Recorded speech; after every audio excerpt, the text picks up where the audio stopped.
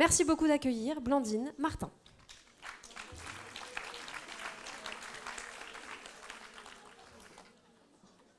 Je vous propose de prendre le siège du milieu. Et vous pouvez prendre le micro bleu. Ah oui. Hop, tac. Et éventuellement, et vous avez de l'eau tac, sous la table. Est-ce que vous en avez aussi? Ouais, c'est bon, vous avez une bouteille aussi. Allez. Alors, on va essayer de poursuivre avec votre regard à vous, de vice-procureur. Qu'est-ce qu'on peut dire du contrôle coercitif? Qu'est-ce que ça amène dans les questions de judiciarisation des violences conjugales? Est-ce que en fait, ça amène quelque chose? Est-ce que c'est utile, cette notion? Alors déjà, c'est difficile de prendre la parole voilà, après M. Prigent, parce qu'effectivement, je ne suis pas dans la recherche continuelle, et en fait, tout ce que je vais pouvoir vous dire, c'est aussi à l'expérience de moi, ce que je peux vivre en tant que référente de violence conjugale.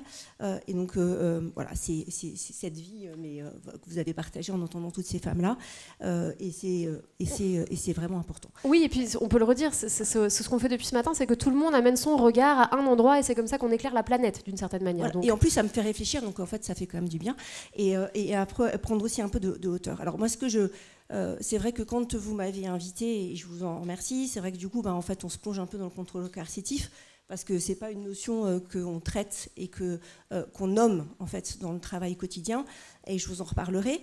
Et donc voilà. Et ce que j'aime bien moi dans cette notion-là, et ce qu'on retrouve un petit peu dans ce qui a été dit, alors j'étais désolée, mais j'étais pas là ce matin, c'est effectivement on se place du côté de l'agresseur qui met véritablement en place cette stratégie globale envers sa victime. Et puis, voilà, pour obtenir son obéissance avec des moyens de contrôle, j'entends, et je pense qu'on est vraiment d'accord là-dessus, c'est pas que des moyens de violence physique, hein, on est sur des contrôles qui sont plus ou moins contraints, et je pense qu'en effet, on a une imagination qui est débordante, et à travers notre travail, on peut s'apercevoir que l'imagination n'a jamais de fin. L'imagination des agresseurs, hein, vous voulez dire? Je parle des agresseurs, et puis effectivement, du coup, avec une victime qui vient d'être privée de ses droits et de sa liberté, ça c'est vraiment important. Ce que j'ai retrouvé aussi dans le contrôle coercitif en lisant et en vous écoutant, c'est que vraiment l'impact sur les enfants de cette mise en place de l'agresseur me semble extrêmement importante, et aujourd'hui on se prépare à des lendemains qui me semblent aussi compliqués quand on va travailler que sur les femmes victimes, mais qu'il faut absolument aussi travailler sur les enfants, et je pense que ça devient clairement pour moi une priorité. Alors ça c'était un peu la façon dont moi je voyais les choses, et puis je me suis fait la réflexion en disant bon, maintenant dans mon travail quotidien, quand on me rend compte d'enquêtes ou quand je lis des enquêtes pour prendre les décisions d'orientation, c'est comment j'arrive à décrypter en fait ce phénomène-là, et je trouve que ce travail il est intéressant parce que ça veut dire que vraiment on tire un fil qui peut nous emmener parfois un peu loin, et je trouve que ça a du sens. Je prends l'exemple en phase d'enquête. Voilà, on m'a rapporté cette histoire, c'est un policier, peu importe, qui m'appelle, qui me dit écoutez, Madame Martin, il n'y a pas grand-chose, ça va vite être classé. Ok, alors quand ça commence comme ça, je me dis bon, alors écoutons. Et puis en fait, c'était un homme qui rentrait chez lui le soir, s'alcoolisait dans sa voiture. Et puis quand il rentrait, parce que Madame ou parce que le fils de Madame prenait trop de temps pour prendre sa douche, fermer l'eau ou couper l'eau chaude. Voilà. Et j'expliquais à l'enquêteur en disant mais ça c'est un début de violence en fait, c'est-à-dire qu'effectivement il l'a fait une fois, il l'a fait deux fois, on n'est pas sur un caractère répétitif.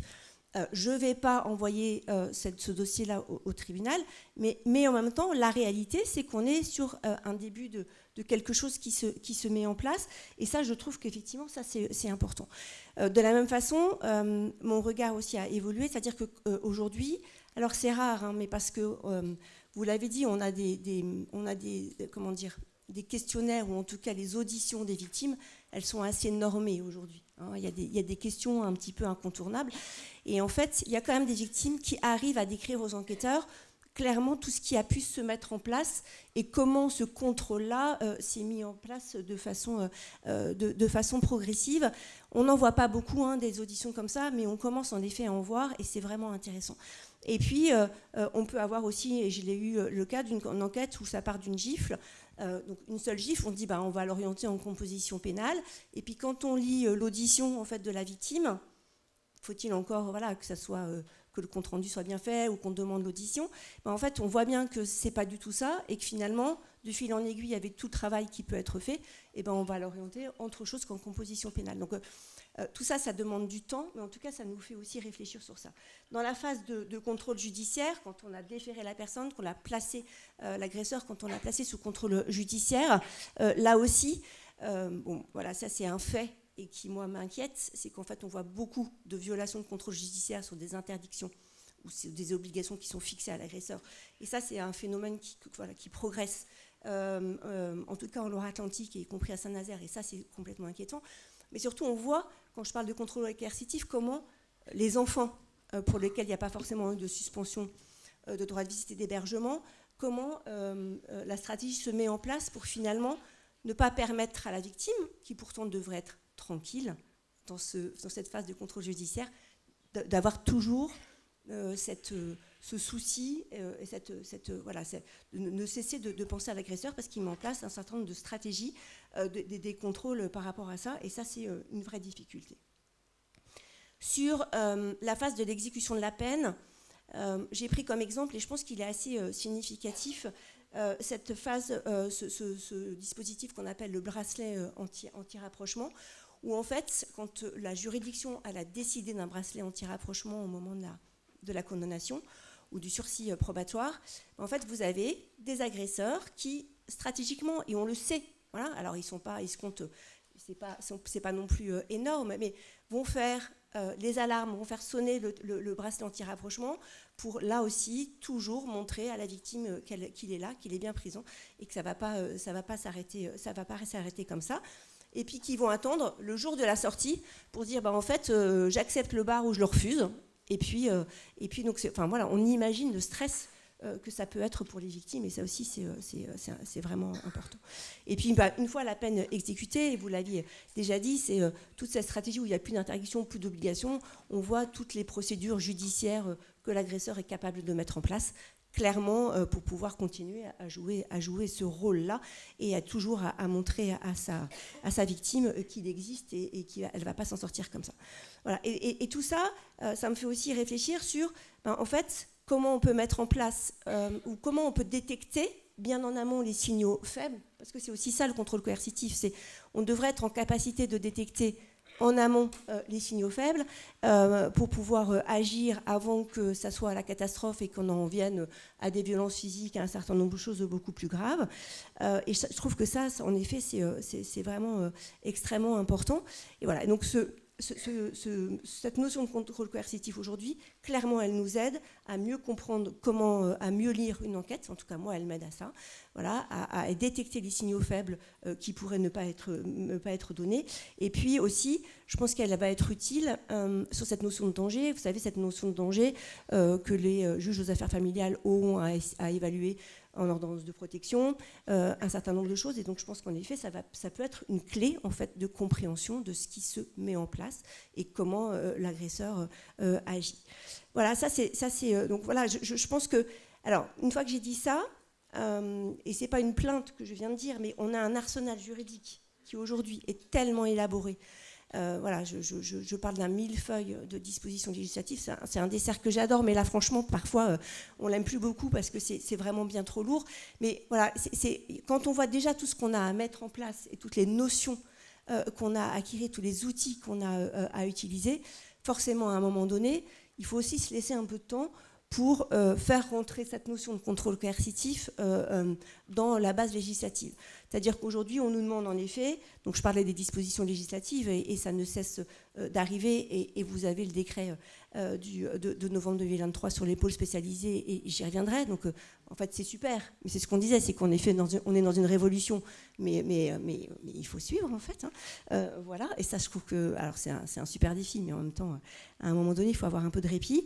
C'est la première des choses. C'est vrai qu'on a une politique pénale qui est extrêmement agressive, mais cette politique pénale, il faut aussi la faire partager à tous les auteurs, à tous les acteurs en fait, d'un tribunal judiciaire, mais pas que judiciaire, c'est tous les partenaires avec lesquels on peut travailler. Aujourd'hui, on a beaucoup d'outils. On avait parlé il y a l'année dernière du COPIL-VIF. Monsieur le procureur vous a parlé du COMO-VIF. On a un applicatif qui se met en place qui s'appelle le CISPOP.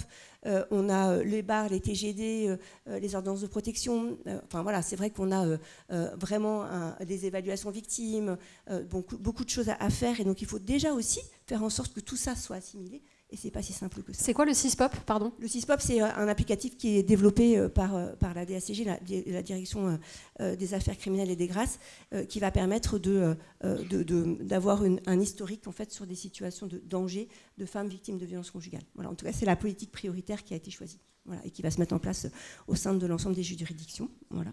Et puis, encore une fois, on a aussi beaucoup de qualifications pénales. C'est-à-dire qu'aujourd'hui, j'avais envie de dire qu'on sait répondre, allez, en grande majorité, avec les qualifications pénales que l'on a, à la majorité en fait, des situations qui nous sont présentées.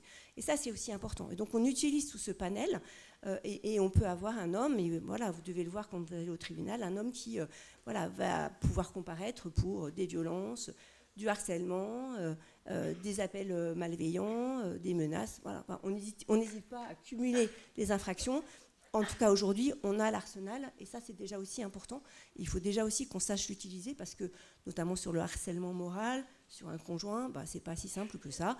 Il faut des actions répétées qui ont un impact sur la vie. Enfin, voilà, ça, vous le savez, et je ne veux pas vous le dire. Et puis, juste une chose sur effectivement, tout l'arsenal. En fait, il faut aussi gérer ce parc de...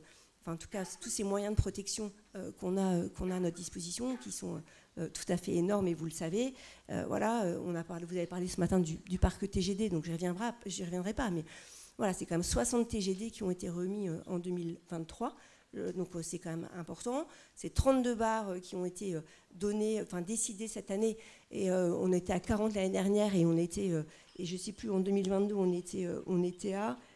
c'est ça, à 40 en 2022, 32 aujourd'hui, et on était, je ne sais pas, je crois que c'était à 19 en tout cas 2021, donc vous voyez la progression, et la progression aussi des ordonnances de protection, puisqu'on est à 73, alors qu'à la fin de l'année, on avait fini à 66. Voilà. Donc voilà, il faut déjà aussi ingurgiter tout ça. Et une notion supplémentaire, voilà, moi je pense que ça nous aide en tout cas aujourd'hui à décrypter les situations, à être plus pertinent sur la conduite des enquêtes, et c'est déjà énorme en fait en termes de positionnement et de compréhension. Ça, je pense que voilà, ça nous fait progresser. Merci pour ce retour. Est-ce que toutefois, alors j'en profite juste sur les qualifications pénales. Je crois, si je ne m'abuse, et Anne Martinet me corrigera tout à l'heure si je me suis trompée, mais je crois que ça fait partie des critiques aussi qui sont parfois formulées à l'encontre du contrôle coercitif. C'est le fait qu'on ne peut pas multiplier les qualifications pénales, mais que du coup, il y aurait un seul qualificatif. Est-ce qu'on ne peut pas quand même, puisque quand vous racontez cette histoire de ce policier qui vous appelle pour vous dire il n'y a rien, puisqu'il s'agit juste... Je ne sais pas si c'était juste... un policier, je n'aurais pas... Pardon, excusez-moi, de cette force de sécurité, voilà, de cet individu, voilà, un enquêteur, voilà, représentant des forces de l'ordre. Bon, voilà, voilà, exactement. Non, mais vous avez raison.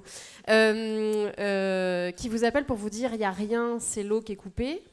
Est-ce qu'on peut imaginer que dans le concept de contrôle coercitif, il y a aussi l'idée finalement que on se place du côté de la stratégie de l'agresseur? Est-ce que c'est pas aussi un moyen de sensibiliser, de former, de faire passer un certain nombre de messages sur ce continuum des violences qui va des micro-agressions jusqu'au féminicide, pour le dire très très rapidement. Vous le savez très bien en tant que référente conjugale, ces dossiers ils sont complexes, ils sont chronophages aussi. Ils nécessitent une expertise particulière. Est-ce que ce concept-là serait pas une manière peut-être de passer par un autre endroit pour faire passer les mêmes idées, puisqu'on l'a vu tout à l'heure et vous nous l'avez rappelé, finalement toutes ces notions sont tout à fait synonymes.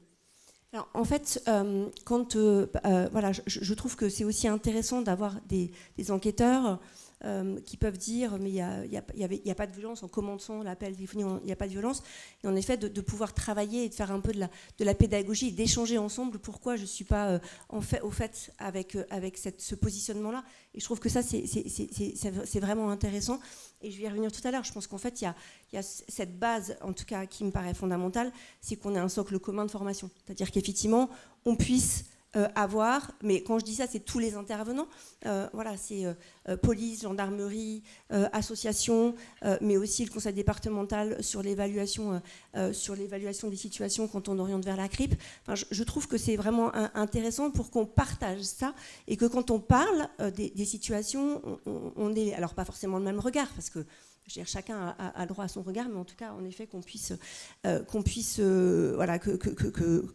parler des mêmes choses et comprendre les notions, comprendre ce que ça recouvre, comprendre les implications. Et ça, franchement, je trouve qu'on a vraiment du travail à faire.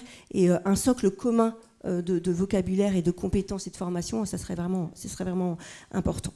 Moi, ce que je voudrais vous dire, c'est par rapport à ce, voilà, en tout cas ce qu'il faut faire. Moi, quand vous m'avez demandé d'intervenir sur le contrôle coercitif, j'ai interrogé mes collègues parquetiers, voilà, alors parquetiers et autres, en disant est-ce que tu sais ce que c'est que le contrôle coercitif? Voilà, bah, j'ai fait un bide total en fait, puisqu'effectivement personne ne connaissait cette notion-là. Alors deux, mais parce qu'il y en a une qui est référente formation et puis une autre qui est ma collègue qui travaille à Saint-Nazaire sur les violences conjugales. Donc en fait, en effet, c'était pas trop compliqué pour elle. Mais les autres qui peuvent être amenés à avoir des enquêtes de violences conjugales le week-end quand on est de permanence, en comparution immédiate, en fait, voilà, ne connaissent pas. Donc voilà, ça montre aussi tout le travail qui reste à faire. Et ça, je trouve que ça, c'est aussi important de le montrer dans le monde judiciaire. Mais je ne pense pas que ce soit que le monde judiciaire, hein. Enfin, je ne crois pas. Ça, c'est la première des choses. La deuxième des choses, c'est qu'il faut quand même regarder de où on part. Voilà. Parce que vous avez entendu, monsieur le procureur, sur le nombre d'enquêtes, enfin le nombre de dépôts de plainte, le nombre d'enquêtes, l'augmentation. Hein, il pouvait évoquer le fait qu'il était très surpris de cette augmentation-là. La réalité, c'est une augmentation. Et la réalité, c'est que, en fait, voilà, on a de quoi faire. C'est un puits sans fond. Et ça, c'est aussi cette réalité-là. Et je trouve que ça, c'est important. L'autre constat, donc il faut gérer le flux en termes de qualité et de rapidité et de réactivité. La deuxième chose, c'est les violences physiques, enfin les violences.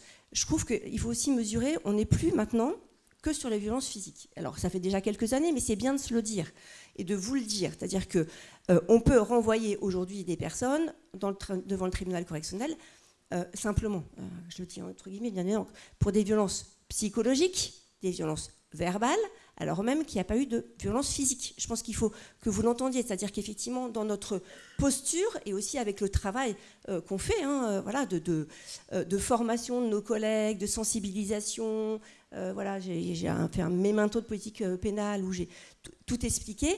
L'idée, en effet, c'est de pouvoir voilà, expliquer qu'on n'est plus, voilà, et ça, le temps est passé, que sur des violences physiques. Ça vous paraît peut-être évident, mais je trouve que c'est bien de le dire parce qu'en effet, ça veut dire qu'il y a eu du travail de fait pour en arriver là. Et ça, c'est vrai que les violences psychologiques, les violences verbales, elles sont faciles. Les violences psychologiques, hein, c'est les violences de dénigrement, et vous en avez parlé. C'est l'objet qu'on ne jette pas sur la personne, mais qu'on va jeter sur la table pour casser un verre et qui, en effet, voilà, crée du stress pour la victime. C'est en effet tout ce travail-là. Et donc ça, je trouve que c'est bien de le dire parce qu'aujourd'hui, il y a vraiment un travail qui est fait là-dessus. De la même façon, quand on travaille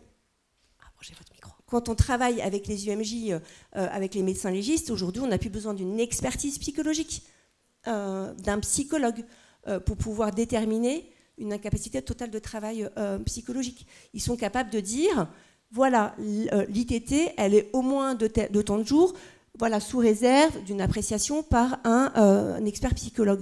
Mais voilà, on n'a plus besoin d'aller là-dessus. Donc aujourd'hui, tout le monde, en fait, travaille dans ce sens-là, et ça, je trouve que c'est quand même particulièrement important. Ça, c'est la deuxième des choses.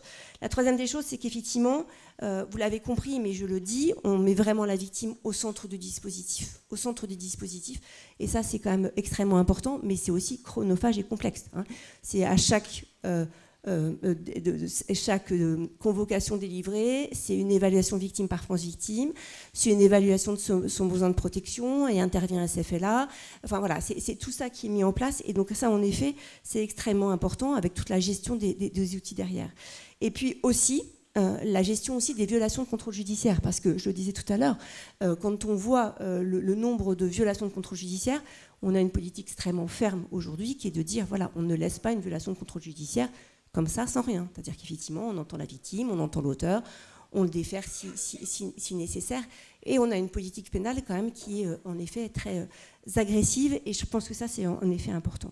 Le chemin parcouru aussi sur les enfants, voilà, vous le savez, mais je le dis, aujourd'hui, monsieur le procureur vous l'a dit, il y a un pôle famille du parquet qui géographiquement est situé dans le couloir des juges des enfants et des juges aux affaires familiales. Voilà cette réalité-là. C'est-à-dire qu'effectivement, ça se veut au cœur de la problématique conjugale, parentale, et donc ça veut dire aussi que ça favorise la communication, et ça c'est extrêmement important, parce que ça veut dire qu'on peut s'interroger, on peut s'interpeller, on peut demander des rapports d'AEMO pour les mettre dans les dossiers, des jugements JAF, et c'est clairement ça qu'on essaye de faire pour que le tribunal puisse décider en toute connaissance de cause, et ça a vraiment du sens, puisqu'on a bien compris que c'était une sphère familiale qu'on prenait en compte et pas simplement une sphère conjugale. Et puis, toujours, et je le rappelle, les réquisitions de suspension des droits de visite d'hébergement le temps du contrôle judiciaire. De la même façon, le temps, au moment des réquisitions, quand on est en tribunal, devant le tribunal correctionnel, les réquisitions de retrait d'autorité parentale. On peut ne pas en requérir parfois, voilà, parce qu'on a des éléments du JAF, du JE, qui nous amènent pas à ça. Voilà, je ne suis pas, moi, pour une systématisation, mais en tout cas, la réalité, c'est qu'on a au moins les éléments pour pouvoir décider. Et aujourd'hui, avec un réflexe d'un président qui, quand on n'a pas requis sur ça, parce qu'il est 1h moins le quart du soir, il vous dit voilà, j'ai envie d'aller dormir. Ça, c'était l'anecdote de la dernière fois, qui vous dit madame le procureur, sur l'autorité parentale. Eh bien oui, ça me paraît important. Et donc, on voit bien les choses qui se mettent en place. Et c'est extrêmement positif. Et donc, on prend cette sphère voilà, parentale aussi en ligne de compte. Et ça a vraiment du sens. Et puis, le troisième point sur là où on en est, c'est effectivement le développement du partenariat. Enfin, voilà, je suis admirative, je le reste au bout de quelques temps, enfin, ça fait 2 ans que je suis à ce poste-là, de la collaboration qu'on peut avoir avec les uns et les autres pour arriver voilà, à faire en sorte que cette politique de violence conjugale, elle progresse, même si les chiffres ne le montrent pas. Mais quand on voit les projets qu'on met en place, les conventions qu'on arrive à mettre en place, voilà, les interventions qu'on peut faire de part et d'autre ensemble, franchement, il y a vraiment du travail. Et enfin, moi, là, je tiens aussi à remercier en tout cas tous les partenaires de la Loire-Atlantique, parce que c'est particulièrement actif, dynamique, volontariste. Et voilà, enfin, moi, j'ai une chance incroyable de vous avoir à mes côtés. Maintenant, souvent on dit, voilà, on parle de judiciarisation du contrôle coercitif. Moi, j'ai juste envie de dire qu'en fait, la justice, elle ne peut pas tout. Voilà, je suis désolée de le dire, mais enfin, je pense que c'est une réalité et que je pense qu'on est tous impliqués en fait, dans le développement de cette notion-là. Je parlais tout à l'heure du socle commun de formation pour qu'on puisse parler le même langage. Quand j'entendais l'aliénation voilà, par un parent ou la surprotection d'un parent, quand on envoie en évaluation, par exemple, au conseil départemental, alors que le père a été condamné, oui, je me dis qu'en effet, il y a vraiment du travail encore à faire pour parler le même langage. C'est vrai avec les policiers, c'est vrai avec les gendarmes, c'est vrai avec les associations, mais en tout cas, enfin, moi, j'aspire de ces vœux-là. L'autre chose, je vous parlais de signaux faibles pour détecter les mesures en tout cas les positions de contrôle coercitif. Moi, les signaux faibles, je pense que c'est pas forcément à la justice de les voir, et on les voit pas forcément. Et donc la question, c'est comment on les détecte, comment on les signale. Et je pense qu'on a encore à travailler sur la politique du signalement. Je le dis, on a énormément progressé sur les signalements pour les mineurs en danger. C'est un travail incroyable qui a été fait. Je pense qu'on peut vraiment encore s'améliorer sur les signalements pour les femmes victimes de violences conjugales. Voilà, c'est vrai avec les membres de la santé, par exemple, enfin, en tout cas les professionnels de santé, mais c'est vrai peut-être avec d'autres associations. Je pense qu'on a ce travail à faire, mais on ne pourra pas non plus nous répondre à toutes les situations. Et je pense que, heureusement, parce que c'est déjà assez chronophage comme ça. Je parlais de formation de socle commun, je parlais de spécialisation. Je pense que c'est indispensable aujourd'hui d'avoir des magistrats, d'avoir des enquêteurs, d'avoir des référents qui soient clairement spécialisés et qui ont une appétence pour ça. Parce qu'en fait, voilà, je pense que c'est pas non plus donné à tout le monde que d'aimer cette matière-là, qui est chronophage, qui forcément impacte votre charge mentale aussi, donc il faut en avoir envie, et ça, je pense que ça, c'est vraiment important. Et puis l'autre chose qui me semble important, c'est vraiment la prise en charge systématique des mineurs.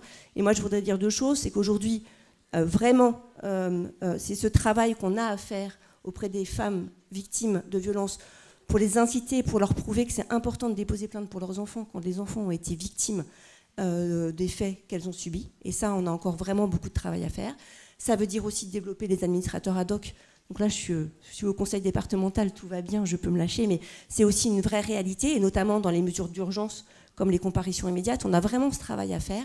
Et c'est vrai que il y a encore aussi, par exemple, des qualifications pour les enfants mineurs qui n'existent pas, des qualifications pénales. Voilà, vous avez un enfant mineur qui frappe son père, le père qui frappe son enfant qui a plus de 15 ans, c'est considéré comme une contravention, c'est pas un délit. Voilà. Voilà, ça vous paraît peut-être aberrant, mais ça, c'est cette réalité-là.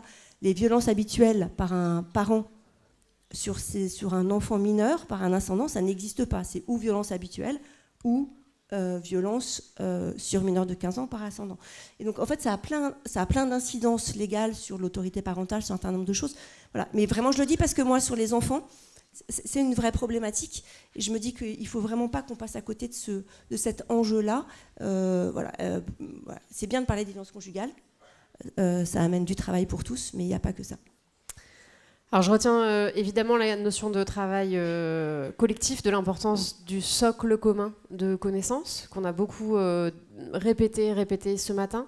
Je précise aussi qu'il y aura des questions juste après ma dernière question, ma dernière relance, disons. Il y a donc un décret là qui vient, vous en avez à l'instant parlé, un décret qui est sorti en novembre 2023, là il y a une semaine à peine, et qui prévoit donc qu'en janvier 2024, il faudra créer des pôles spécialisés dans la lutte contre les violences intrafamiliales au sein de tous les tribunaux judiciaires et de toutes les cours d'appel. Qu'est-ce que ça amène, du coup, les pôles spécialisés? Ce n'est pas des juridictions spécialisées, c'est important de le dire aussi. Qu'est-ce que c'est votre regard sur ce dispositif-là? Alors, juste la jeunesse, c'est vrai qu'on a eu un ministre de l'égalité, qui était Isabelle Rome, je ne dis pas parce qu'elle était magistrat, mais c'est vrai qu'elle avait commencé à lancer effectivement cette idée-là, et qui a été reprise ensuite par le plan Rouge Vif de Madame Chandler et puis de Madame Verrien, qui sont venus au tribunal judiciaire de Nantes, qui ont passé une journée, qui ont assisté à l'instance Copil Vif, et voilà, à qui on a décliné tout ce qui avait été fait. Et je pense qu'effectivement, elles ont compris que comment dire, les violences conjugales, ça pouvait pas être simplement l'histoire d'un homme ou d'une femme, alors plutôt des femmes qui travaillaient sur ce contentieux-là et qui étaient passionnées et qui travaillaient beaucoup et qui développaient les choses, mais qu'il fallait effectivement un peu systématiser en fait le process à travers tous les tribunaux judiciaires. Et donc ça, c'était essayer de donner un peu une marque à travers tous les tribunaux, et c'est vraiment une bonne chose. Et donc en fait, voilà, il y a deux mesures phares. Alors je ne sais pas si vous avez eu le temps de lire le décret, hein, il est très très court. Donc on a beaucoup de place à l'imagination, en tout cas à la créativité. Donc ça c'est chouette, et on va s'en donner à corps joie, en tout cas me concernant. Mais il y a deux choses majeures. C'est la création de coordinateurs, un au niveau du siège et un au niveau du parquet, voilà. Alors, qui vont animer la politique pénale violence conjugale. J'avais envie de dire rien de nouveau sur le soleil, c'est-à-dire qu'on ne sera plus des référents, mais on sera des coordinateurs, voilà. Donc tant mieux, ou je ne sais pas, enfin ça ne va pas m'apporter grand-chose si ce n'est un changement de fonction. Ça, c'est la première des choses. Et donc avec des coordonnateurs qui vont développer leur politique violence conjugale, violence intrafamiliale d'ailleurs, parce qu'en fait c'est des pôles spécialisés violence intrafamiliale sur le tribunal, en concertation à deux, pour pouvoir travailler sur ce thème-là. Donc ça c'est effectivement une bonne chose. Il y aura aussi des greffiers adossés à ce pôle, donc c'est pas simplement que des magistrats, mais c'est toute l'équipe autour du magistrat qui va en effet être associée, et donc ça c'est quand même extrêmement important. C'est aussi des formations obligatoires pour les personnes qui seront associées dans le pôle, donc qui seront impliquées dans le pôle. Donc ça, c'est aussi important, hein, cette formation qui va être obligatoire, et je pense qu'en effet, c'est absolument essentiel. Et puis la deuxième mesure, c'est la création d'un comité de pilotage annuel avec l'ensemble des participants, le barreau, les magistrats, les greffiers, les associations pour le SPIP, les gendarmes, les policiers, pour effectivement dresser un état. Donc voilà, moi je trouve ça passionnant parce que ça veut dire que c'est la reconnaissance. Alors clairement, moi je le dis, et je pense qu'il ne faut pas en avoir honte de ce qui a été fait aussi au tribunal judiciaire, parce que c'est aussi cette réalité-là quand elles sont venues avant le plan rouge vif. Deux, c'est la reconnaissance qu'il faut des gens qui soient spécialisés, compétents et formés. Et donc j'avais me dire, tant mieux, ça c'est aussi une bonne nouvelle. Voilà. Et puis c'est aussi la reconnaissance de tout ce qu'on a mis en place sur les juridictions, sur les audiences spécialisées, sur les référents vifs qui existent depuis déjà 2 ans en fait, au sein du tribunal judiciaire.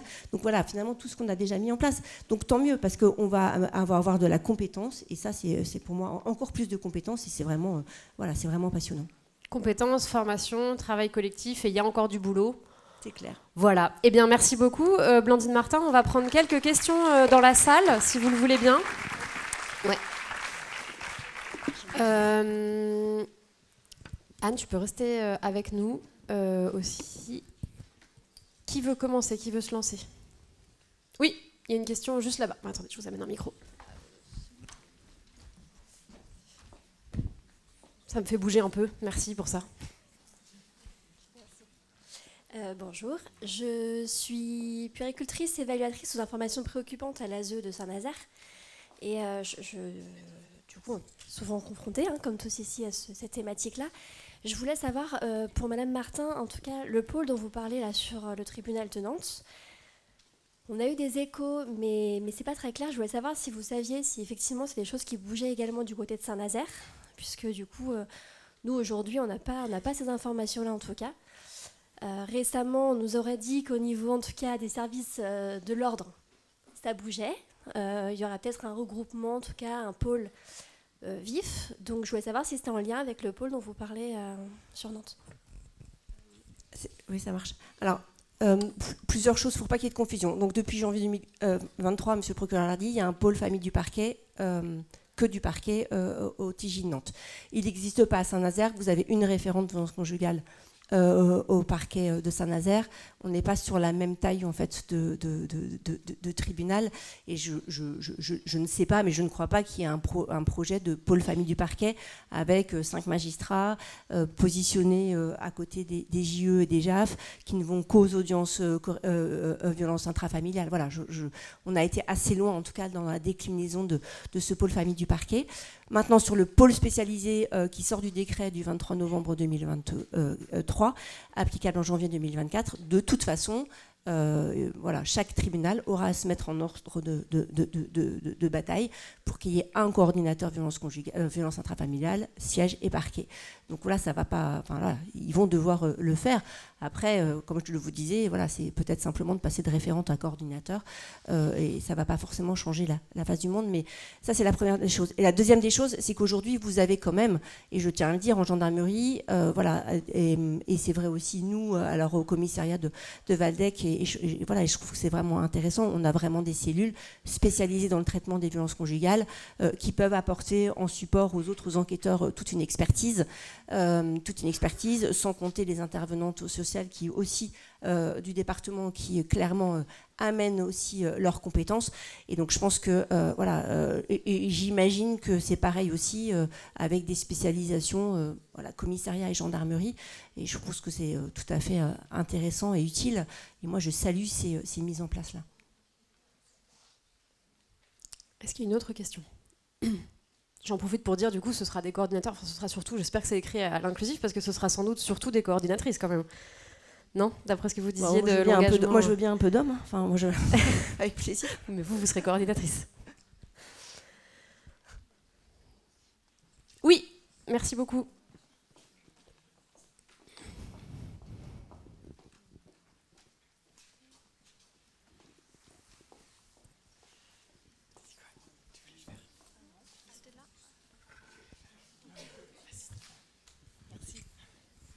Bonjour, Catel Le Bollet, éducatrice protection de l'enfance.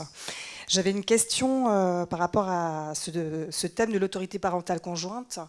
Nous, sur le service, on a plusieurs situations où l'autorité parentale n'est plus conjointe. Il y a un retrait validé par le JAF, mais on a un droit et devoir de surveillance à l'entretien et l'éducation des enfants. Et alors ça, c'est très compliqué. Personne ne peut nous répondre qu'est-ce que c'est que cette histoire de droit et de devoir, sur quel thème d'éducation, quel thème d'entretien. On s'adresse au JAF, on s'adresse aux avocats, personne ne sait, en fait. C'est très vague. C'est très très vague. Sur Internet, on trouve des sites sur les droits des pères qui ne disent pas du tout la même chose que les avocats. Enfin, je pense que c'est très, très flou et c'est très interprété, en fait. Alors, je ne saurais pas vous répondre car je ne suis pas JAF, mais par contre, je veux bien me saisir de la question. Voilà, je trouve ça passionnant. Moi, juste ce que je voulais dire, c'est que, en tout cas, on voit bien que dans les mentalités JAF et tribunal correctionnel, vraiment, on va vraiment dans cette comment dire, dans cette perspective-là de retrait total, partiel. Alors, est-ce que c'est lié à ça? Je ne sais pas. Je ne saurais pas vous dire et voilà, je ne sais pas répondre. Ouais. En tout cas, voilà, ça vaut peut-être le coup, moi, d'interroger aussi mes collègues JAF avec plaisir. Voilà, il y en a... On va un peu les piéger, voir s'ils sont capables de répondre. Mais, en tout cas, c'est forcément intéressant et je veux bien porter votre parole, leur porter votre parole. Ok, ben je vous remercie. Et c'est vrai que le vocabulaire surveillance, droit de surveillance, on est évidemment dans des situations de violence conjugale. Vous imaginez que voilà, le vocabulaire est important aussi dans les termes juridiques. C'est ce que je ne cesse de dire. Ouais. On est d'accord. Merci. Vous vouliez réagir aussi, Pierre-Guillaume Prichon? Parce que j'ai l'impression que ce n'est pas la première fois que vous entendiez... En fait, ça c'est du coup la première fois, mais quand vous avez pris la parole, je pensais que vous alliez dénoncer un truc que, par exemple, j'étais à Chambéry il y a 2 jours, et à Chambéry, il y a des JAF qui retirent l'autorité parentale, mais qui laissent les droits de visite et d'hébergement.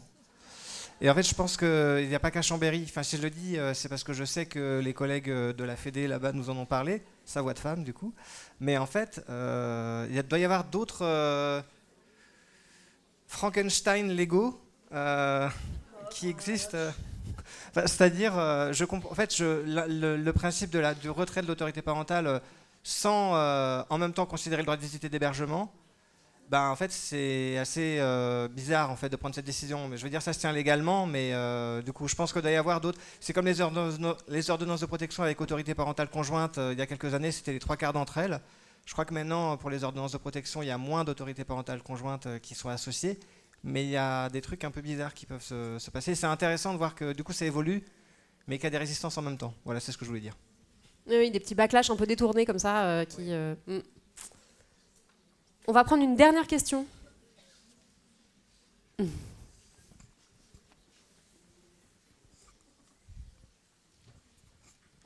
Bonsoir, Gaëlle Caparros, assistante sociale dans un EDS. J'avais une question autour du signalement des femmes victimes de violences conjugales. Pour moi, c'est pas très clair jusqu'à on accompagne, à quel moment on signale, et si on signale, qu'est-ce qui se passe? Parce qu'on a fait des tentatives et il ne s'est pas passé grand-chose. Donc, est-ce possible? Alors, en fait, après, voilà, je sais que sur, sauf erreur de ma part, et peut-être que peut-être qu'Anne Martinet pourra reprendre, mais en tout cas, il y a toujours cette question aussi du secret, en tout cas professionnel, que j'ai compris, en tout cas, à travers pour ce métier d'assistance sociale, mais peut-être que je me trompe. Aujourd'hui, en fait, quand on est saisi, la réalité, c'est donc ces femmes qui viennent déposer plainte, et vous l'avez compris, qui sont de plus en plus nombreuses à déposer plainte. Vous avez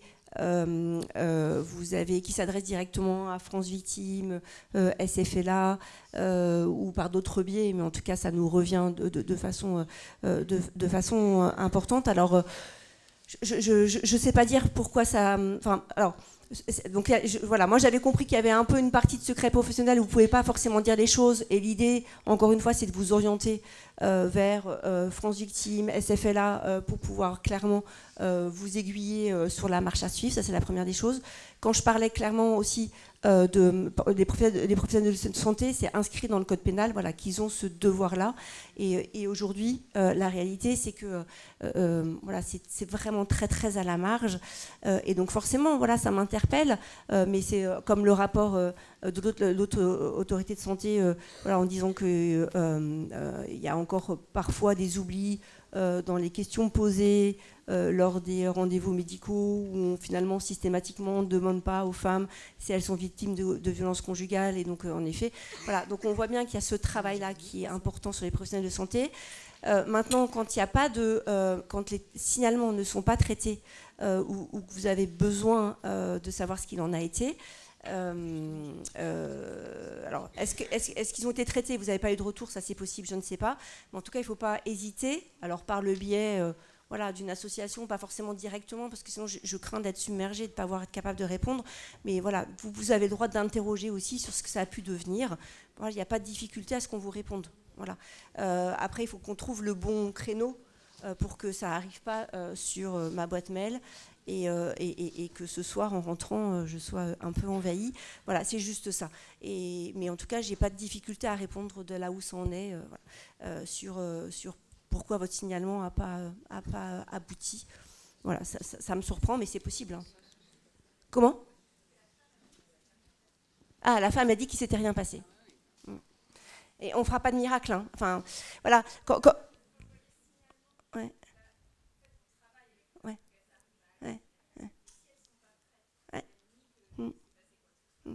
C'est pour ça que je disais tout à l'heure que la justice ne pouvait pas tout. C'est-à-dire qu'en effet, il y a des moments où en effet, nous, on n'a plus la main. Et je peux vous dire que plein de fois, j'ai là aussi des gendarmes, des policiers qui me disent « Madame, elle est venir, mais elle ne veut pas aller plus loin. » Et je fais travailler France Victime, par exemple, pour réentendre Madame. Enfin, pas pour réentendre, mais pour l'accompagner en disant est-ce que vous êtes sûr de ça? Et en fait, vous ne pouvez pas imaginer l'énergie que l'on déploie, ou en tout cas je déploie, pour faire en sorte qu'on est bien sûr que madame, elle n'est pas dans cette capacité-là à un moment donné pour pouvoir le faire. Et c'est vraiment ce que je disais en signaux faibles, en fait, voilà, c'est ça. C'est comment on peut quand même l'accompagner. Et c'est vraiment votre travail, je crois, voilà, et le nôtre est complémentaire et intervient à un autre moment. Et tant mieux si vous arrivez, vous, à l'accompagner là-dessus. Mais voilà. De la nécessité du collectif, de la nécessité de journées de formation et de sensibilisation comme celle-là pour aussi repérer un certain nombre de choses qui permettent de mieux savoir comment accompagner et pousser les réflexions et éventuellement les passages à l'action au rythme de chacune, bien évidemment. Merci à tous les deux.